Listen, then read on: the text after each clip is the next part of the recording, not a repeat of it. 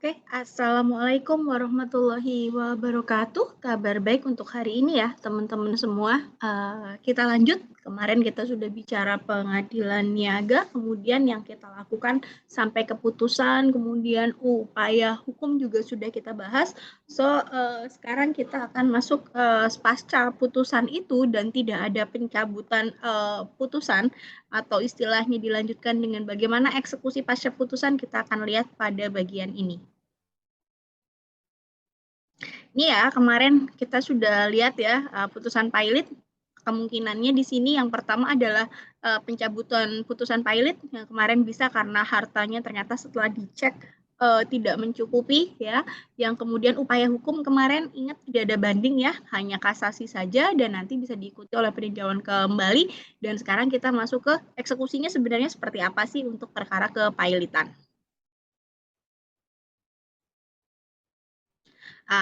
Ini tahap atau proses untuk kepailitan. Yang pertama, putusan ya, kemarin hanya di pengadilan niaga. Kemudian pengumuman putusan pilot itu harus diumumkan di surat kabar ya, media nasional. Kalau sekarang berarti media digital juga ya, biasanya diumumkan di situ. Kemudian nggak masuk ke berita negara. Kemudian mulai dicatat dan pengamanan umum segala aset pilotnya. Kemudian permohonan proposal perdamaian yang minggu depan kita akan bahas mengenai perdamaian ini. Kemudian tahap tagihan ke kurator ya, proses kepailitan ya, ataupun PKPU ya, kalau nanti kita next bicara PKPU. Kemudian yang penting di sini verifikasi utangnya, daftar piutang sementaranya, dan yang terakhir di sini tahap daftar piutang tetapnya. Dan berhenti tahapnya kalau bicara mengenai PKPU. Ya, selanjutnya di sini kita akan lihat daftar aset budul pilot ya, tadi sudah dilakukan verifikasi pencocokan dan yang lain-lain, dan kemudian harta pilot yang sudah dicocokkan itu atau yang sudah ditentukan dikumpulkan oleh kurator, dilakukan proses yang namanya lelang. Setelah lelang di sini diumumkan ya, lelang terbuka untuk umum. Kemudian baru di situ pembagian harta pilotnya sesuai dengan yang sudah masuk ke pencocokan piutang. Kemudian keberatan jika ada, kemudian penyelesaian semua harta pilot, kemudian pengumuman pengakhiran kepailitan ya kepada surat kabar, kemudian pengumuman kepada berita negara, dan di sini yang terakhir adalah pemberitahuan pengakhiran kepailitan atas badan hukum yang berakhir dengan kepailitan ke Kemenkumham. Ya, untuk eksekusi siapa sih? Nah, ini yang kita udah bahas dari kemarin ya. Ya, maka kurator di sini memegang peranan untuk melakukan yang namanya eksekusi dan juga akan akan bersanding dengan namanya hakim pengawas untuk mengawasi dalam proses pengurusan atau pemberesan dari harta pilot tersebut. Tugas kurator itu apa aja? Yang pasti pengurusan pemberesan ya, sejak putusan diucapkan di situ kurator bekerja. Ya, kalau putusan kasasi atau peninjauan kembali ternyata endingnya memutuskan atau membatalkan si putusan pilot pada putusan tingkat pertama, ya maka tindakan yang dilakukan kurator jangan khawatir, itu tetap dianggap sah dan mengikat bagi si debitor. Nah, syaratnya kurator itu apa? Yang pertama independen, ya di sini tidak ada benturan kepentingan, ya, dan di sini dia sudah pengalaman ya, tidak pernah apa sih namanya bahasanya ya, istilahnya di sini dia tidak sedang menangani perkara kepailitan lebih dari 3, karena ya satu perkara aja udah serunyem itu ya, bisa teman-teman bayangkan bagaimana independensinya kalau dia menyelesaikan lebih dari 3 perkara kepailitan.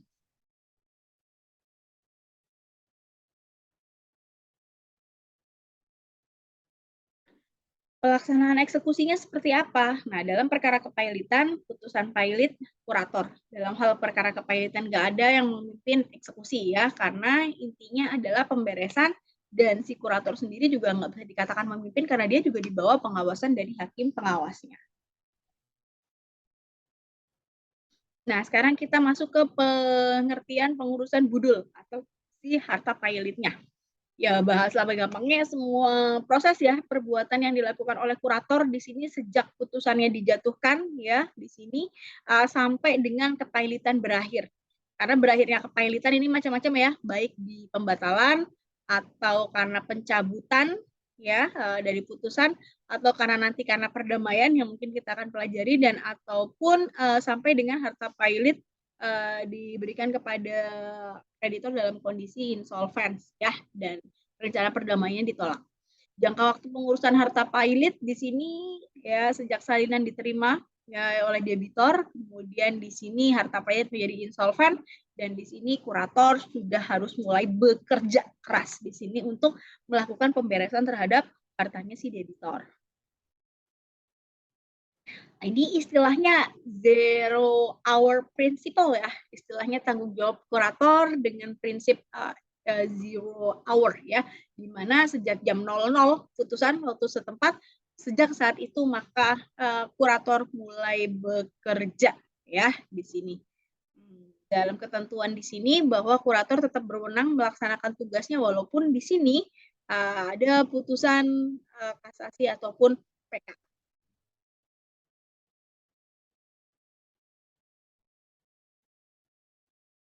Ya, dalam melakukan pengurusan harta pilot di sini kurator harus smart ya, karena dia harus melaksanakan ada tugas administrasi dan tugas teknis ya, karena ini dia sebagai pengurus ya menggantikan posisi debitor karena debitor kemarin kita sudah lihat dampak ketika udah ada putusan debitor langsung tidak punya hak apapun terhadap harta kekayaannya, semuanya diserahkan kepada si kurator. Ya, yang pertama di sini proses administrasi intinya dimulai dari perbuatan kurator berkaitan dengan pengamanan, pencatatan, verifikasi, dan seterusnya. Dan di sini harta pilot harus diamankan, kemudian harus disimpan semua uangnya, perhiasan, surat berharga, apapun, bahkan uang tunai. Tapi ingat kalau uang tunai itu harus dimasukin ke bank ya, jadi nggak usah bawa duit segepok seperti itu. Dan di sini yang penting harus mengganti spesimen tanda tangan debitor pilot karena harus diganti dengan tanda tangannya kuratornya atau pengurusnya. Ya, di sini harus dicatat sejak 2 hari pengangkatannya. Ya. Ketentuannya di pasal 100 UU PKPU ya paling lambat 2 hari setelah menerima surat putusan di sini langsung mencatat yang namanya harta pilotnya apa aja. Boleh dibuat di bawah tangan ya, yang penting ada hakim pengawasnya karena kadangkala agak repot kalau harus dibuat akta otentik dadak ke notaris. Biasanya di bawah tangan it's okay, yang penting ada hakim pengawasnya. Ya, dan di sini anggota panitia kreditor sementara di sini berhak untuk hadir ya, pencatatan mengetahui harta kekayaan yang termasuk di dalamnya sebagaimana yang ditentukan dalam pasal 21 UUK. Ya, dan di sini pencatatan harta pilot ya tujuannya ya untuk kurator bisa tahu hartanya itu apa aja baik yang berwujud maupun tidak berwujud ya teman-teman masih ingat ya benda itu kan ada yang bergerak, tidak bergerak, berwujud dan tidak berwujud. Jadi harus detail itu untuk seorang kurator membereskan harta dari si debitor. Proses teknisnya itu apa aja sih? Nah, di sini kita akan lihat ya proses teknis di sini putusan kurator. Ngapain aja? Yang pertama dia harus bikin ikhtisar putusan pernyataan pilot. Tempat waktu penyelenggaraan rapat kreditor ya untuk pertama kalinya di mana batas akhir ya untuk mengajukan tagihan dari para kreditor. Kemudian batas akhir verifikasi pajak ya karena pajak ingat masuknya jadi kreditor yang preferen ya harus diutamakan. Kemudian kapan sih waktu untuk melakukan pencocokan piutang dari kreditor kepada si debitor. Kemudian kalau teknis pengumuman pengakhiran ya, membatalkan putusan pilot dan seterusnya harus di dalam surat kabar ya, meneruskan penjualan atau eksekusi ya atas benda milik debitor yang sedemikian jauh terjadi sebelum putusan pernyataan diucapkan, melanjutkan usaha debitornya dengan terlebih dahulu minta persetujuan panitia kreditor ya kalau ada ya atau setelah mendapatkan izin dari hakim pengawas menurut pertimbangan kurator lebih menguntungkan perusahaan tetap dilanjutkan. Jadi nggak langsung putus-tus gitu kurator main beres tidak ya. Kemudian berikutnya, nah ini ya apesnya kalau ada PHK ya disimpulkan kalau memang berhenti nggak beroperasi ya mau nggak mau harus PHK. Permohonan pembatalan di sini merugikan kepentingan kreditor yang dilakukan sebelum putusan pilot. Kemudian di sini menyampaikan laporan tertulis ya di sini terkait pelaksanaan tugasnya tiap 3 bulan itu harus ada reportnya karena dia kan amanah ya pengurusan terhadap harta pilot. Kurator di sini bisa melakukan yang namanya perjumpaan utang. ya, dan kemudian kurator membuat daftar piutang. Kurator melakukan pemanggilan secara tertulis pada debitor, kreditor yang di sini sudah mengajukan tagihan ya untuk nanti dilakukan pencocokan piutang, atau mungkin di sini ada nanti dilanjutkan dengan proposal perdamaian jika ada. Kurator memindahkan daftar piutang yang tidak dibantah ya. Kemudian mengikuti proses penyelesaian di sini pencocokan ya, terutama ada renvoy prosedur menetapkan nilai piutang yang di sini kadangkala kan piutangnya nggak selalu dalam uang rupiah ya, harus dikurskan, itu merupakan tugas dari kurator juga. Kemudian prosedur untuk voting ya, pengumuman pengesahan perdamaian kalau memang ada, homologasi dan pengakhiran kepailitan. Nah, dalam hal di sini kalau ada homologasi di sini punya kekuatan hukum, kepailitannya berakhir, dan kurator di sini harus wajib mengumumkan perdamaian dan menyatakan itu pilotnya sudah berakhir karena ada atau diakhiri dengan perdamaian. Nah, karena kalau nggak perdamaian berarti yang sekarang ini ya dengan pemberesan. Oke, kita masuk ke bagian pencocokan piutang ya. Nah, di sini mendaftarkan tagihan piutang kreditor. Jadi, pendaftaran tagihan piutang berdasarkan alamat yang sudah ditentukan harus ditaruh di surat kabar ya dengan proses pilot. Kemudian asli ditunjukkan oleh subjek hukumnya. Ya, kemudian di sini surat terkait jumlah tagihan ya oleh subjek hukum harus disertai ya, harus pernyataannya tertulis, bukti-buktinya data terkait. Dan kreditor di sini sebagaimana dimaksud harus punya tanda terimanya dari pengurus kurator, tanda terima pendaftaran piutang yang diajukan oleh si kreditor. Verifikasi ya, kegiatan rapat kreditor pasca putusan baik pilot maupun PKPU ya, dihadiri di sini pengurus ya, kalau pilot berarti kurator ya, kalau pengurus hanya untuk PKPU, debitor, kreditor yang di sini ada hakim pengawasnya yang dibantu oleh PP ya, panitera pembantu. Pencocokan harus tahu untuk posisi kedudukan kreditor ya, pengakuan sebagai kreditor maupun jumlahnya piutang ada berapa. Pencocokan piutang, klasifikasi tagihannya. Masih ingat ya klasifikasi kreditor itu klasifikasinya ada 3 ya kemarin. Dan di sini klasifikasi tagihannya, dan di sini kreditor sama debitor baiknya langsung bawa akuntan ya untuk menghitung biar nggak kelamaan. Karena terus terang kurator sendiri itu kan ahli hukum, bukan ahli ekonomi. Biasanya dia akan bermasalah dalam hal matematis yang teknis seperti ini. Dia tetap membutuhkan yang namanya akunting yang independen di sini ataupun yang dibawa oleh kreditor dan debitor. Kemudian di sini kalau mata uang asing ya tadi ya berarti harus dilakukan kursnya, dipaskan, disesuaikan dengan kurs rupiah. Oke, tujuannya nagih, rapat verifikasi, mengesahkan tagihan yang sudah masuk, dan di sini harus ada daftar hadir ya, keterangan dimintakan seperti apa, dan proses verifikasinya di sini ada di Undang-Undang Kepailitan dan PKPU. PKPU sendiri juga ada, pilot juga diatur tersendiri.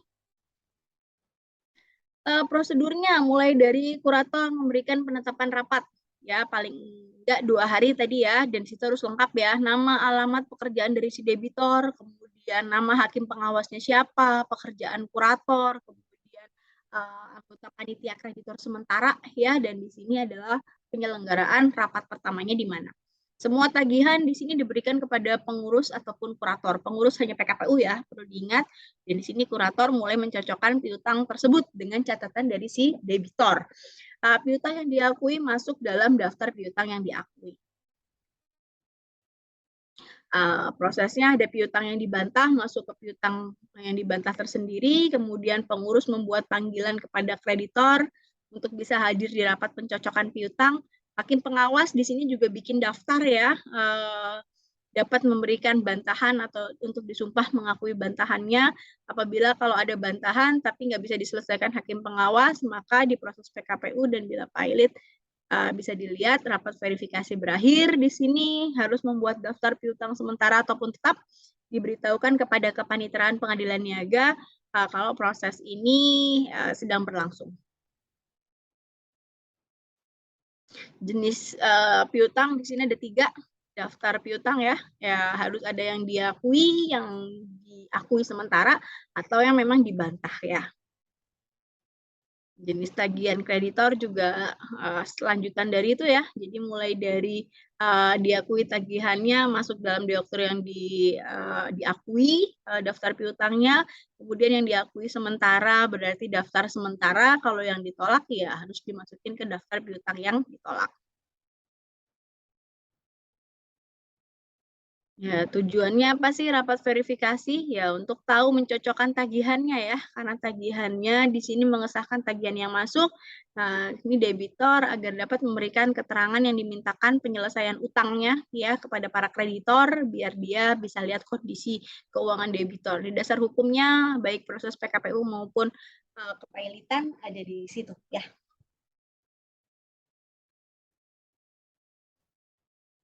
Nah, kalau hak dan kewajiban kita mulai dari kreditor, ya di sini harus menyerahkan piutangnya.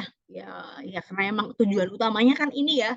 Di sini ada perhitungannya lengkap, tertulis bukti-buktinya, salinan-salinannya. Di sini punya suatu hak sebagai kreditor, preferan, kreditor separatus ataupun konkuren itu lengkap ya. Apalagi yang separatis ya kemarin kita bahas, dia punya jaminan yang preferen, mau nggak mau dia harus diutamakan dahulu ya.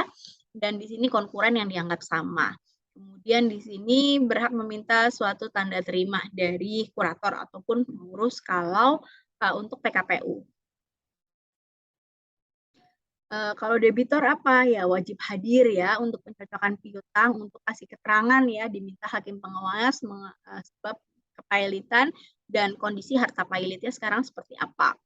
Nah, di sini bisa menerima keterangan juga dari debitor ya, kreditornya untuk hal yang dikemukakan melalui hakim pengawas. Kemudian pertanyaan yang diajukan kepada debitor, jawabannya diberikan olehnya wajib dicatat ya untuk dalam rapat kreditor.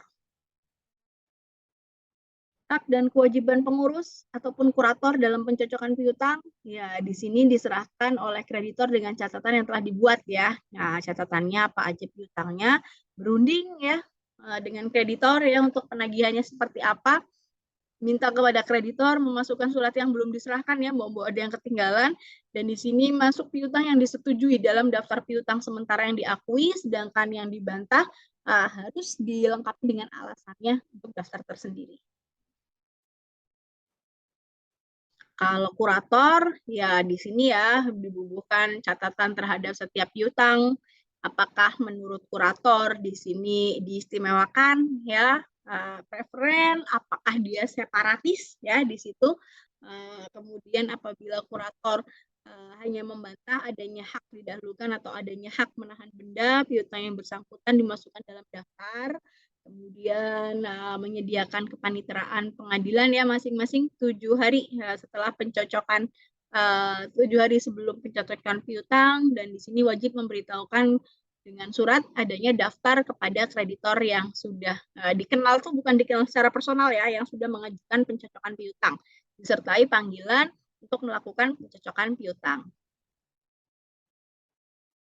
Kemudian kalau hakim pengawas ngapain? Ya di sini baca daftar piutang, baik yang sementara, diterima, dibantah ya. Setiap kreditor namanya tercantum, minta pengurus ataupun kurator keterangan mengenai tiap piutangnya. Di dalam daftar itu masuk bagian mana ya, lalu dia punya hak didahulukan atau tidak. Kurator berhak menarik kembali pengakuan sementara atau bantahannya menurut supaya kreditor menguatkan dengan sumpah ya kebenaran piutangnya yang tidak dibantah oleh kurator ataupun oleh seorang kreditor. Dalam hal di sini kreditornya sudah meninggal dunia, maka untuk pengganti haknya di sini dia wajib untuk menerangkan di bawah sumpah pastinya mereka punya etikat baik dan percaya piutang itu ada dan memang belum dilunasi. Kalau dianggap perlu menunda rapat, di sini hakim pengawas bisa mengadakan paling enggak 8 hari setelah rapat ditunda tanpa suatu panggilan ya. Jadi langsung aja ketika sidang kita akan rapat lagi, akan bertemu lagi 8 hari dari sekarang misalnya. Itu tanpa harus dikasih surat undangan tertulis. Pengucapan sumpah ini juga penting ya, dilakukan oleh kreditor sendiri atau wakilnya, ya kalau dikuasakan rapat termasuk pada hari itu yang telah ditentukan oleh hakim pengawas. Kalau kreditor yang diperintahkan mengucapkan sumpah nggak hadir atau dia nggak diwakili, maka di sini panitera di sini wajib memberitahukan kepada kreditor perintah mengucapkan sumpah dan hari yang ditentukan untuk pengucapan sumpah tersebut. Hakim pengawas di sini wajib memberikan surat keterangan ya kepada kreditor mengenai sumpahnya yang telah diucapkan, kecuali bila sumpah tersebut diucapkan dalam rapat kreditor, maka akan dicatat dalam berita acara tersendiri. Dalam hal ini jarang ya dilakukan pengucapan sumpah dalam proses pencocokan piutang ya. Oke, hak suara kreditor. Nah, rapat kreditor di sini kita pakainya PP ya 10/2005, rapat yang wajib diselenggarakan setelah putusan pilot diucapkan. Ya, di sini rapat dari sumber bersangkutan, para kreditor dan seterusnya. Dan yang pasti dalam rapat ini mengeluarkan suaranya one man one vote ya, satu suara. Penghitungan jumlah suara kreditor di sini jumlah piutang kreditornya. Jadi ya kan namanya kreditor kan nggak selalu sama ya jumlah piutangnya, nah disesuaikan berdasarkan persentase mereka masing-masing. Pencocokan piutang pada proses pilot. Nah, di sini paling lambat 14 hari. Ya, di sini sebentar. 14 hari setelah putusan pilot diucapkan, hakim pengawas harus menetapkan 3 hal ini. Batas akhir pengajuan tagihan ya, batas akhir verifikasi pajak, besarnya kewajiban pajak, ini preferen ya. Hari tanggal kapan dilaksanakannya pencocokan piutang. Penerimaan tagihan pada proses pilot, semua kreditor harus menyerahkan piutang masing-masing disertai perhitungannya ya. Tadi yang sudah piutang dimasukkan pada kurator jangka waktu lewat dengan syarat dimasukkan paling lambat 2 hari sebelum adanya rapat pencocokan piutang ya. Dan wajib dicocokkan ya apabila ada permintaan yang diajukan dalam rapat tidak ada keberatan dan seterusnya. Tidak berlaku di sini yang namanya menyerahkan tagihan piutang bila kreditur domisilinya di luar wilayah Indonesia ya, halangan untuk lapor lebih dulu. Kalau perselisihan mengenai ada kreditor yang berdomisili di luar wilayah negara RI ya, tidak adanya halangan, maka hakim pengawas tinggal melaksanakan keputusan meminta nasihat dari rapat. Kreditor yang diakui atau diakui sementara untuk voting pada rencana perdamaian hanya kreditur konkuren ya. Kenapa? Untuk kreditur preferen dan kreditur separatis, bila akan menggunakan hak suara untuk voting, harus melepaskan haknya terlebih dahulu menjadi kreditur konkuren. Karena kalau konkuren kan posisinya sama ya. Kalau preferen sama separatis kan tadi separatis dia punya jaminan, sementara kalau yang preferen harus diutamakan. Tapi mereka nggak punya hak suara. Kalau mau hak suaranya, ya dia harus lepaskan itu biar posisinya sama. Dan terakhir di sini adanya kalau misalnya ada bantahan tagihan kreditor, yang pertama hakim pengawas nggak bisa mendamaikan kedua belah pihak sekalipun perselisihan telah diajukan ke pengadilan, maka di sini bisa diperintahkan kepada kedua belah pihak nyelesain tersebut di pengadilan ya. Jadi diajukan lagi ke pengadilan kalau nggak bisa didamaikan. Kalau dalam hal kreditor yang meminta pencocokan piutang nggak menghadap pada sidang yang telah ditentukan, maka dianggap sudah menarik kembali permintaannya, dan dalam hal pihak yang melakukan bantahan nggak datang menghadap, maka yang bersangkutan dianggap sudah melepaskan bantahannya. Dan hakim maka di sini harus mengakui piutang yang bersangkutan. Kreditor pada rapat pencocokan piutang di sini tidak mengajukan bantahan, tidak diperbolehkan menggabungkan diri atau melakukan intervensi ya dalam perkara yang bersangkutan. Di sini ya di pasal 127 ya tentang UUK dan PKPU. Begitu dulu untuk hari ini ya. Kita akan lanjut lagi pada bagian berikutnya untuk perdamaian ya, sebelum nanti masuk ke eksekusinya atau lelangnya, dan kemudian nanti terakhir kita masukkan bagian PKPU. Demikian, selamat belajar teman-teman. Wallahul muwaffiq ila aqwamit thoriq. Wassalamualaikum warahmatullahi wabarakatuh. Selamat belajar teman-teman semua.